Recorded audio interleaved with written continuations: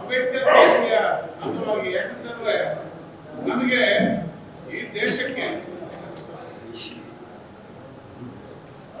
ನಮ್ಮ ದೇಶಕ್ಕೆ ಭಾರತ ದೇಶಕ್ಕೆ ನಮಗೆ ಕೃಷಿ ಕ್ಷೇತ್ರ ಹೇಗೆ ಬೆನ್ನೆಲುಬಾಗಿದೆಯೋ ಹಾಗೆ ನಮ್ಮ ಇಡೀ ಒಂದು ಸಾಮಾಜಿಕ ನ್ಯಾಯಕ್ಕೆ ಭಾರತಕ್ಕೆ ಒಂದು ದೊಡ್ಡ ಚಿಂತನೆಗಳೇನಿದೆ ಅಂತಂದ್ರೆ ಅಂಬೇಡ್ಕರ್ ಅವರು ಕೊಟ್ಟ ಚಿಂತನೆಗಳು ನಮ್ಮ ಭಾರತ ದೇಶಕ್ಕೆ ದೊಡ್ಡ ಬೆನ್ನೆಲುಬು.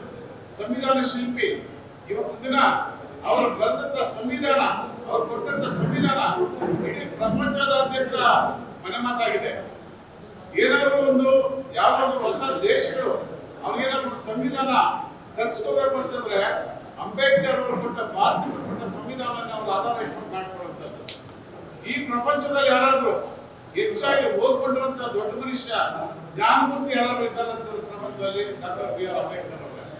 ಹಾಗೇನೆ ನಾನು ಈ ಸಂದರ್ಭದಲ್ಲಿ ಏನ್ ಹೇಳಕ್ ಇಷ್ಟಪಡ್ತಾ ಇದ್ದೇನೆ ಅಂತಂದ್ರೆ,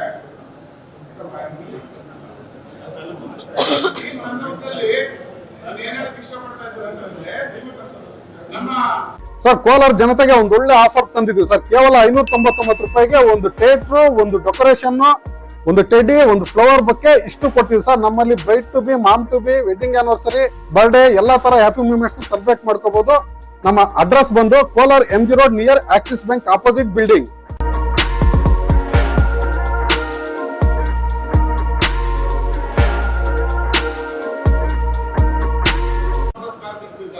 ಅಭಿಮಾನ ಇದೆ, ಪ್ರೀತಿ ಇದೆ. ಇಂಥ ಸಂದರ್ಭದಲ್ಲಿ ನಮ್ಮಲ್ಲಿ ಆಂತರಿಕ ಪ್ರಜಾಪ್ರಭುತ್ವ ಇರಬೇಕು. ನಮ್ಮಲ್ಲಿ ಆದಂತಹ, ಯಾಕಂದ್ರೆ ಅಂಬೇಡ್ಕರ್ ಅವರು ಹೇಳಿದ್ದು ಇಂಟರ್ನಲ್ ಡೆಮಾಕ್ರಸಿ ಅಂತ ಒಂದು ಸಬ್ಜೆಕ್ಟ್ ಹೇಳ್ತಾರೆ ಒಂದು ಪುಸ್ತಕದಲ್ಲಿ, ಅವ್ರ ಭಾಷಣಗಳಲ್ಲಿ, ಬರಹ ಮತ್ತು ಭಾಷಣಗಳಲ್ಲಿ. ಇಂಟರ್ನಲ್ ಡೆಮಾಕ್ರಸಿ ಏನಂತಂದ್ರೆ ಪರಸ್ಪರ ನಾವು ಗೌರವ ಕೊಟ್ಕೊಳ್ಳುವಂಥದ್ದು. ನಾವು ಜಗಳಾಡೋಣ, ವೈಚಾರಿಕವಾಗಿ ಜಗಳಾಡೋಣ, ವಿಚಾರಕ್ಕೆ ಸಂಬಂಧಪಟ್ಟ ಜಗಳಾಡೋಣ, ವಾದ ಮಾಡೋಣ, ಚರ್ಚೆ ಮಾಡೋಣ. ಆದ್ರೆ ನಾವು ಅದೊಂದು ಹೆಲ್ತಿಯ ಒಂದು ಆರೋಗ್ಯಕರ ನಿಟ್ಟಿನಲ್ಲಿ ಆ ಚರ್ಚೆಗಳು, ಸಂವಾದಗಳು, ಜಗಳಗಳು ನಮ್ಮಲ್ಲಿ ಇರಲೇಬೇಕು. ಅದೇ ಒಂದು ಪ್ರಜಾಪ್ರಭುತ್ವದ ಒಂದು ಸೌಂದರ್ಯ ಅನ್ನೋ ಮಾತು ಹೇಳಿರುವಂಥದ್ದು ಬಿ ಆರ್ ಅಂಬೇಡ್ಕರ್. ಇಂಥ ಸಂದರ್ಭದಲ್ಲಿ ನಮ್ಮಲ್ಲಿ ಯಾಕಂತಂದ್ರೆ ತಾತ್ವಿಕವಾಗಿ ನಾವೆಲ್ಲ ಆಗ್ತಾ ಬಂದ್ರೆ, ತತ್ವ ಆದರ್ಶಗಳಲ್ಲಿ, ಕಾಂಗ್ರೆಸ್ ತತ್ವ ಆದರ್ಶಗಳಲ್ಲಿ ನಾವೆಲ್ಲರೂ ಒಂದೇ ಆಗ್ತಾ ಬಂದ್ರೆ, ಆದ್ರೆ ಅವ್ರದ್ದೇ ಆದಂತ ಒಂದು ಆಲೋಚನಾ ಕ್ರಮಗಳಿಂದಾಗಿ ಒಂದು ಕೆಲವು ವಿವಾದಗಳು ಮತ್ತು ಚರ್ಚೆಗಳು ಬರ್ತದೆ.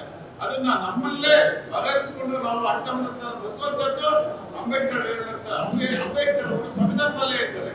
ಮನೆಯಲ್ಲೂ ಅಷ್ಟೇ, ಇವಾಗ ಮನೆಯಲ್ಲೂ ಸಹ ಇಂಟರ್ನಲ್ ಡೆಮಾಕ್ರಸಿ ಇರಬೇಕು. ಈಗ ಹೆಂಡತಿಯಾದವಳು ತುಂಬಾ ಸಾಂಪ್ರದಾಯಿಕವಾದ ವಿಚಾರಗಳಲ್ಲಿ ಇರ್ತಾರೆ. ನಾವು ವಿಚಾರಿಕವಾಗಿ ಒಂದು ನ್ಯಾಷನಲ್ ನಾವು ಆಲೋಚನೆ ಮಾಡ್ತಾ ಇರ್ತೀವಿ. ಆದ್ರೆ ಅವ್ರು ನಮ್ಗೆ ಗೌರವ ಕೊಡಬೇಕು, ನಾವು ಅವ್ರಿಗೆ ಗೌರವ ಕೊಡ್ಬೇಕು. ಈ ತರ ಒಂದು ಪರಿಸ್ಥಿತಿ ನಿರ್ಮಾಣ ಆಗಬೇಕು ಇಡೀ ದೇಶದಾದ್ಯಂತ ಹೇಳಿದವರು.